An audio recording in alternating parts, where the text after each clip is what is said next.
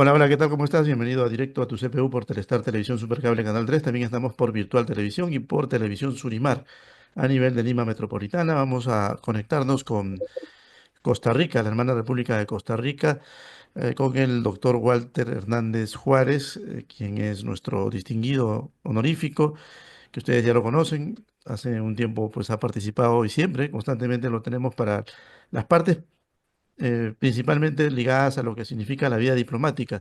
Y como en estos momentos pues tenemos un impasse, creemos así que se trata de un impasse diplomático a nivel de lo que ha significado la sentencia al expresidente Ollanta Humala, que lo tiene en este momento ya preso en el penal de Barbadillo, pero su esposa pues ha apelado a lo que significa la figura del asilo con la hermana República del Brasil. Vamos a ver hasta qué punto podemos entender esta aceptación por parte del gobierno de Brasil y también hasta qué punto se pone en peligro o en entredicho pues el caso jurídico de sentencia al expresidente Ollanta Humala. Bienvenido, doctor Walter Hernández Juárez, y gracias por estar con nosotros hoy. Ok, bueno, muchísimas gracias, don Jorge. Un placer saludar a todos los oyentes, tanto en Perú como en América Latina y el resto del mundo. Vea, la figura del asilo ha existido desde hace muchísimo tiempo y en el caso concreto actual, lo que se está aplicando es la convención a nivel americano, que data de 1954, que establece el asilo diplomático y el asilo político. La figura del asilo revierte ciertas características diferentes al refugio. Al respecto, ACNUR ha señalado que es una facultad estrictamente de las autoridades políticas de un país el conceder, en este caso, el asilo. Y tampoco tiene que dar, el país que concede el asilo tampoco tiene que dar mayores explicaciones. Lo que ocurre es que en algunas circunstancias históricas, el conceder el asilo puede generar una situación de tirantez entre los estados, tanto el estado que está reclamando a una persona para ser detenida, para ser investigada, etcétera, y el Estado que lo va a acoger, que le va a brindar el beneficio de poder trasladarse y permanecer en libertad, porque básicamente el asilo viene a tutelar dos cosas elementales de la persona al concederse, que una es la libertad, tanto la libertad individual como la libertad de tránsito, por supuesto, y la otra es la vida. ¿Por qué? Porque hay regímenes a lo largo de la historia, e incluso hoy sabemos de algunos regímenes a nivel mundial, donde un adversario político a quien esté gobernando puede correr peligro precisamente solamente por eso, por ser un adversario político. Hemos visto recientemente detenciones totalmente arbitrarias de políticos, de líderes sociales, por ejemplo, en el caso de Nicaragua, ¿verdad? También me ha pasado en Venezuela y en otros lugares. En El Salvador también hemos visto algunas situaciones que podrían configurar estos extremos. Y en el caso concreto ahora, es evidente que esto está teñido de una relación política e ideológica entre la solicitante de refugio, su esposo, que en este momento está guardando ya prisión con la sentencia que le dieron los tribunales peruanos de 15 años al señor Ollanta Humala, expresidente del Perú, esa relación tan estrecha que tuvo Ollanta Humala y su esposa con Luis Ignacio Lula da Silva, que además se ha rumorado a lo largo de muchísimo tiempo, que el financiamiento de la campaña de Humala no solamente vino de Odebrecht, que es uno de los temas que aquí se discutió en el famoso juicio, sino que el Partido de los Trabajadores, el partido de Luis Ignacio Lula da Silva, también contribuyó fuertemente en la campaña electoral, lo cual significaría que hay una intromisión extranjera en la política peruana. Si yo lo viera desde el punto de vista de mi país, aquí en Costa Rica toda la legislación en materia electoral prohíbe donaciones de extranjeros, ya sean sociedades, corporaciones o personas. Van a disculpar si oyen algunos gritos, pero aquí en la casa tenemos un bebé y estamos en periodo de vacaciones. No hay problema. Este, Bien, pero eh, vamos puntualmente a lo que se critica y que de pronto la prensa aquí lo viene refiriendo, ¿no? En la Convención de Caracas, adoptada en 1854, En el artículo unos 2 asuntos. establece que todo Estado tiene derecho de conceder asilo, ¿no? Es lo que dice textualmente. Pero Claro, también en el artículo 3 se restringe dicha prerrogativa, señalando que no es lícito conceder asilo a personas que al tiempo de solicitarlo estén condenadas por tales delitos comunes y por dichos tribunales ordinarios competentes sin haber cumplido las penas respectivas, salvo que los hechos eh, que motivan los solicitudes de asilo revistan claramente carácter político. ¿Qué nos dice ahí? ¿Estamos ante una cuestión de carácter eminentemente político al haberse concedido el asilo por parte de Brasil? no, estamos evidentemente ante una interpretación totalmente extrema y torcida de lo que significaría una situación política, porque no cabe la menor duda de que el Tribunal de Justicia peruano, que condenó a 15 años al señor Ollanta y a su señora, lo hicieron con base a un tema específico de corrupción. Es un caso claro de corrupción. La concesión del asilo en este sentido lo da precisamente un gobierno amigo que facilitó la conexión para que Odebrecht, una empresa además brasileña, eh, se entrometiera en los asuntos internos de Perú, y ahora lo que básicamente están haciendo es, en mi opinión, están pagando un favor. Es decir, aquí no hay una excusa válida desde el punto de vista estrictamente jurídico, el derecho internacional y el derecho al asilo, para concederle el asilo a esta señora, que ya llegó a Brasil. Aquí lo que ha habido es una especie de pago de favores y ser amigo de los amigos, ¿verdad? Pero no encuentro yo, y esto lo digo sin haber tenido en mis manos, por supuesto, el expediente y todo lo que se tramitó, pero con base en la información que ha sido amplia, ha sido rica, ha sido surtida, con base en las conversaciones que hemos sostenido usted y yo, de que aquí lo que ha habido es una decisión totalmente arbitraria de parte del presidente de Brasil, y esto no deja de violentar las relaciones diplomáticas y las buenas relaciones que deben primar entre los estados, porque básicamente aquí se ha irrespetado totalmente la institucionalidad peruana. A los tres poderes y al pueblo peruano se le ha irrespetado totalmente por parte de Brasil al conceder un asilo a una persona condenada y que claramente fue perseguida por la comisión de delitos que fueron demostrados y fueron resueltos en juicio. Esa es Ahora, mi opinión, Alberto. ahora, lo que dicen algunos es que el gobierno peruano no debió haber dado pues esa posibilidad, ¿no? De que prácticamente el salvoconducto se les pidió muy rápidamente. Como que también hay una confabulación entre el canciller, que fue secretario durante el gobierno de Ollanta Humala, de Nadine Heredia, ¿no? O sea que como que le Bueno, está devolviendo el favor. el problema en mi opinión es que, y sin ánimo de intrometerme, bueno, yo soy figura privada, yo no creo caso público. En Costa Rica hace mucho tiempo dejé de ejercer cargo público en este país. En este momento ejerzo mi profesión de abogado, y ocasionalmente soy comentarista de temas políticos nacionales e internacionales. En mi opinión personal, en la opinión de Walter Rubén Hernández Juárez, el problema es que el actual gobierno de Perú está sumamente comprometido con serios casos de corrupción, algunos denunciados, otros que todavía no se han denunciado, algunos en proceso de investigación, otros a punto de empezar, y hay funcionarios que vienen participando no del gobierno anterior, sino transanterior, y que tienen como decimos aquí, tienen una cola bien larga para que se las vayan a pisar. Y claro, es evidente que algunas situaciones que se han dado precisamente en estos últimos 24 o 48 horas, merecen una gran atención. Es decir, la velocidad con que el gobierno de Dina Boluarte dio el salvoconducto para que se trasladara de la Embajada de Brasil al aeropuerto, abordar el avión y llegar a Brasil esta señora, la ex primera dama, llama poderosamente la atención. Es decir, uno ve el humo, lo que hay que descubrir es dónde está el fuego, básicamente. Perú además viene atravesando prácticamente una cosa es segura en los últimos tiempos. Cualquiera que gane la presidencia, ocupe la presidencia en Perú, termina preso. Es una locura. Desde Fujimori para acá, todos los presidentes son cuestionados, son perseguidos.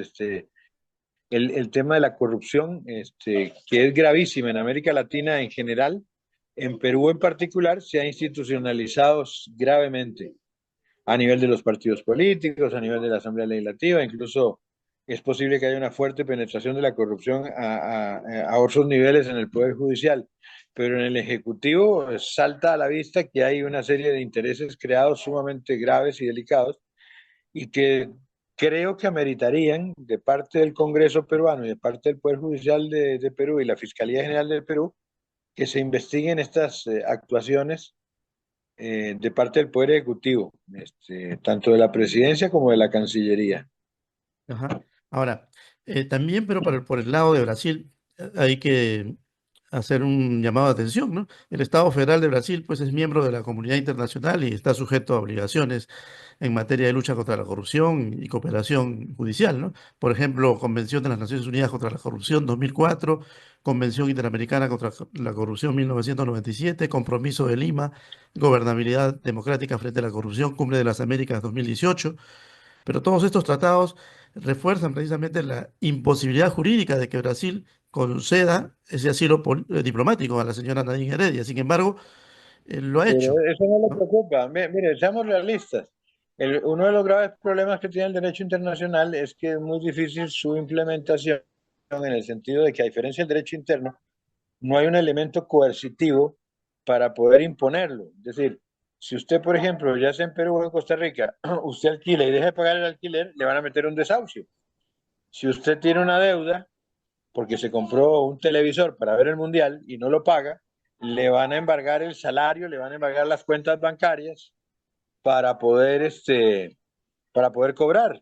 Si usted roba, si usted comete un delito, lo van a detener y lo van a juzgar y lo van a meter a la cárcel.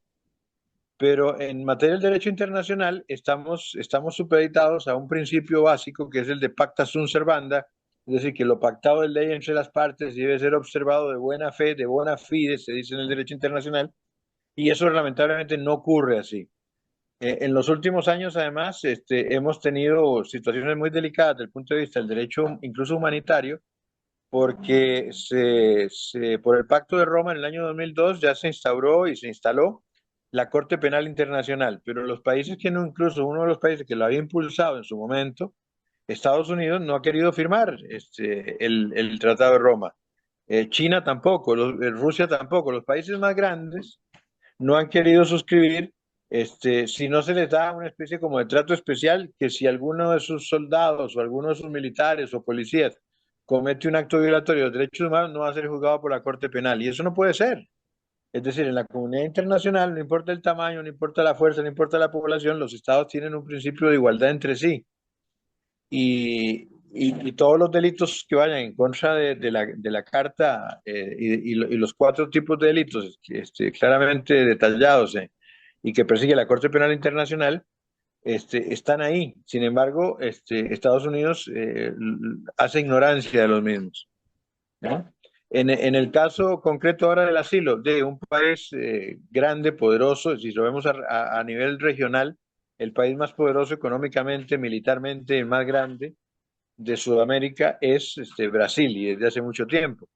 Entonces, el gobierno de Brasil, que no se ha caracterizado en los últimos años por ser un gobierno donde se respete la división de poderes, ya desde el gobierno anterior de Bolsonaro había situaciones complejas y de críticas en el sentido del respeto de la división de poderes. Ahora con Luis Ignacio Lula da Silva ha pasado exactamente lo mismo, particularmente con los jueces y fiscales generales. Entonces, ellos están dispuestos a violentar esos tratados y esos acuerdos. Sinceramente, todo lo que usted dijo tiene razón. Todo ese cuerpo legal y todo ese cuerpo de convenciones y de tratados respaldan lo que usted ha dicho, pero no tenemos la policía, el elemento coercitivo, la fuerza para hacer cumplir a Brasil. Y lo único que cabe ahora es demandar de alguna forma, también jurídicamente, las actuaciones de Luis Ignacio Lula da Silva, que Ujú. como goza de inmunidad por ser presidente de Brasil, posiblemente los tribunales de justicia brasileños ni siquiera acojan una demanda contra él. Esa es la realidad. Tenemos que ser realistas, don Jorge. Sí, sí. Hoy por hoy América Latina está viviendo una crisis terrible de ingobernabilidad, una terrible falta de respeto a los tratados, al derecho internacional, al derecho humanitario, la división de poderes a lo interno de los países. Hace muy pocos lustros teníamos un subcontinente que luego de décadas de golpes de Estado y dictaduras militares habíamos logrado tener prácticamente todo el continente con gobiernos democráticos escogidos por votaciones, y hoy volvemos a tener un montón de dictaduras de hecho, que algunos llegaron al poder por medio de las elecciones. El caso de Venezuela, el caso de El Salvador, el caso de Nicaragua, Cuba, que es eterno siempre, situaciones políticas sumamente convulsas en países como México, como Guatemala, mismo Honduras, y donde además en estos momentos se discuten temas de institucionalidad, como es el caso de Chile, el caso de Argentina, Perú, por supuesto, ¿verdad? Con esta gravísima crisis yo diría que Perú está afrontando una situación gravísima de gobernabilidad, está cayendo en una ingobernabilidad sostenida a lo largo de los últimos gobiernos. Ujú. Sí. Perú en este momento existe como Estado, como país, porque la población, los mandos medios de las instituciones, tanto en la parte pública como privada, son conscientes de que deben hacer lo que deben hacer porque deben hacerlo. Valga el trabalenguas casi que acabo de decir, pero no porque los que están gobernando sepan lo que están haciendo. Es decir, más bien en los niveles más altos se ha dado una corrupción que más tarde o más temprano afecta de manera vertical hacia abajo a todos los demás estratos de la sociedad. Y eso es muy preocupante, muy, muy preocupante. Bueno, Máximo un país que ha pasado las que ha tenido que pasar Perú en un montón de sentidos. bien, inicialmente, cuando se dio la noticia de la sentencia, pues la noticia que se reflejaba hacia afuera, pues era como que Perú marcaba una pauta de ejemplo, ¿no? En cuanto a lo que significa condenar a presidentes y no sé qué más. Pero luego, cuando en horas de la tarde se informa de que la esposa del ex mandatario, pues, acude a la Embajada de Brasil y luego se consolida este asilo, pues ya todo lo que se tenía como un ejemplo terminó eh, prácticamente borrando la plana, como se diría, ¿no? O sea, lo que hiciste con la mano lo borraste con los pies. Y así está el país, ¿no? O sea, se trata de por ahí conseguir alguna situación ejemplar en cuanto, por ejemplo, a la lucha contra la corrupción, la condena que se le tiene que dar a los que delinquen, pero luego los medios que aparecen por ahí de manera bastante hábil, ¿no? Porque como usted me explica, pues jurídicamente hay explicaciones válidas desde el punto de vista diplomático para que se haya otorgado lamentablemente este asilo. Y también pasa lo mismo ya en cuestiones ya democráticas, para ir terminando, doctor. Por ejemplo, se condena de que Nicolás Maduro en Venezuela no haya entregado las actas, ¿no? Y por ahí alguien se declara presidente viajero, Edmundo González Urrutia. Y ahora resulta que Nicolás Maduro acusa al gobierno de Noboa de no entregar las actas, ¿no? Y también se declara por ahí la candidata que quedó en segundo lugar, pues como que una especie de ganadora virtual, ¿no? Tenemos ese contrapunteo en cuanto a la entrega de las actas. Nuestras democracias como que están frágiles incluso a la hora de demostrar de que son honorables y de que se respeta el derecho al voto del ciudadano.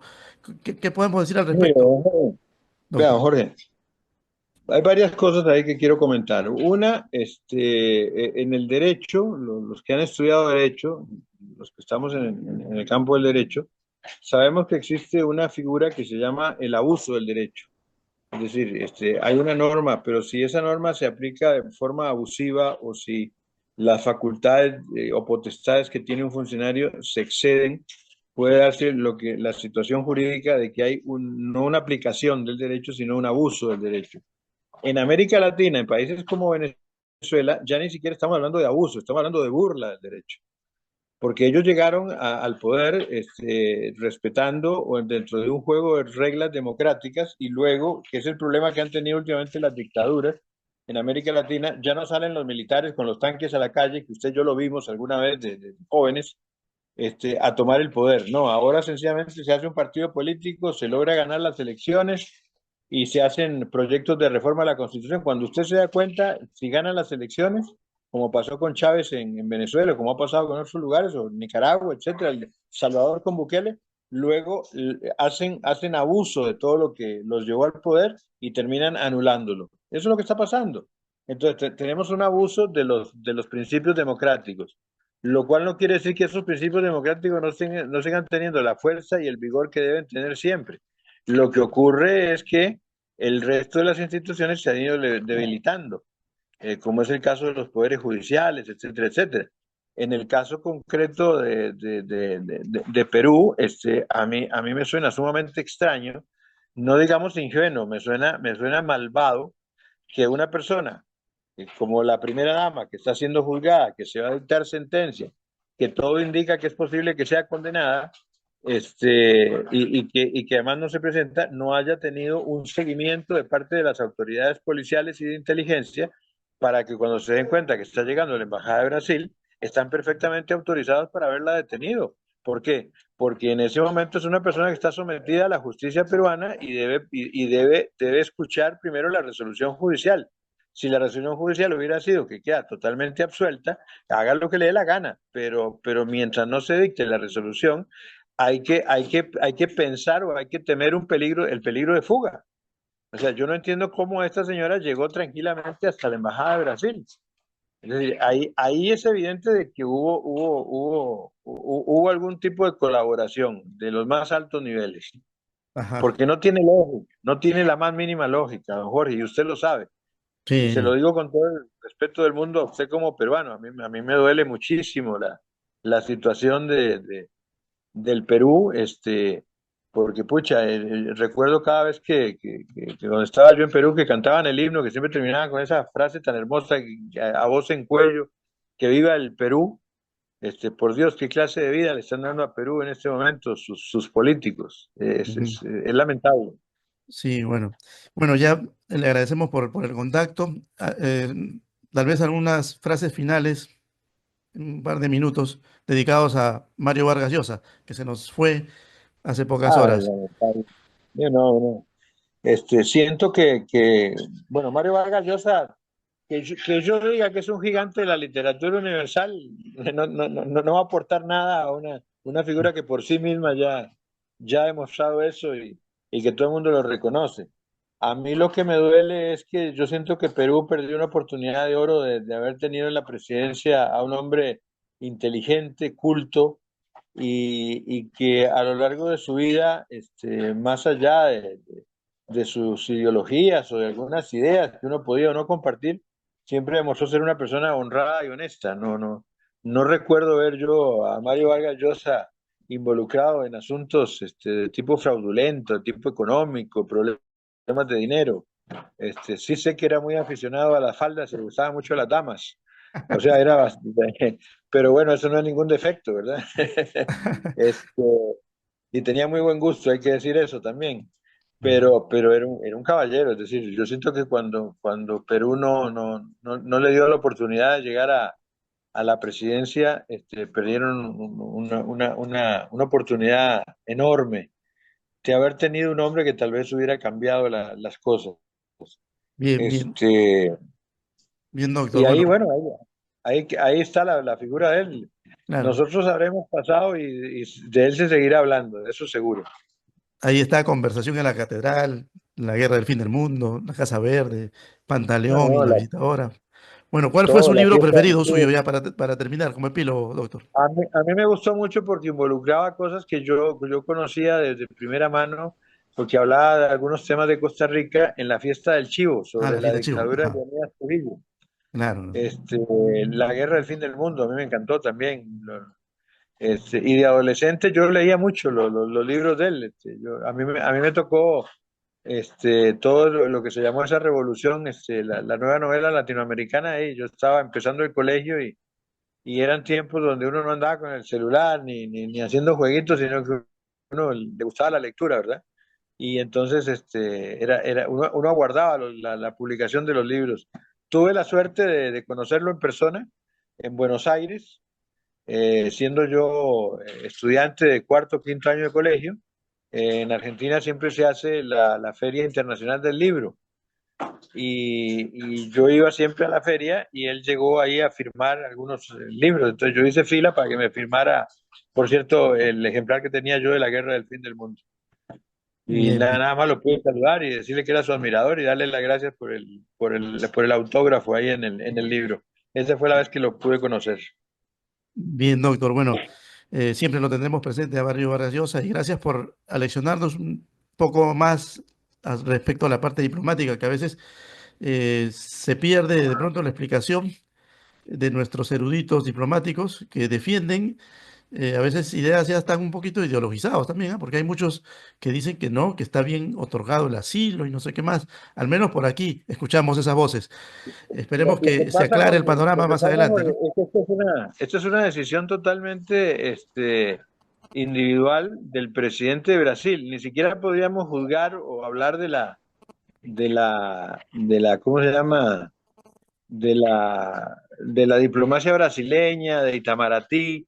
Esto es una decisión del presidente de la República Federativa del Brasil, de Luis Ignacio Lula da Silva, y no incide para nada lo que puedan pensar el gobierno peruano o la Cancillería peruana. Lamentablemente es así. En última instancia es el presidente de la República, en ejercicio de las potestades que lo ha investido su constitución y su ley, que en eso son muy parecidas en América Latina, las facultades que gozan los presidentes de las repúblicas, y eso es lo que ha hecho. Y dentro del marco, precisamente, luego del respeto a la autodeterminación de los pueblos, a la independencia, etcétera, etcétera, el gobierno de Perú tiene que aceptar lo que ha decidido Brasil o poner una queja, romper relaciones, retirar embajador, cosa que le voy a ser sincero. Esos son recursos de la diplomacia desde la primera mitad del siglo XX, el siglo XIX. Hoy por hoy no tiene sentido recurrir a ese tipo de cosas.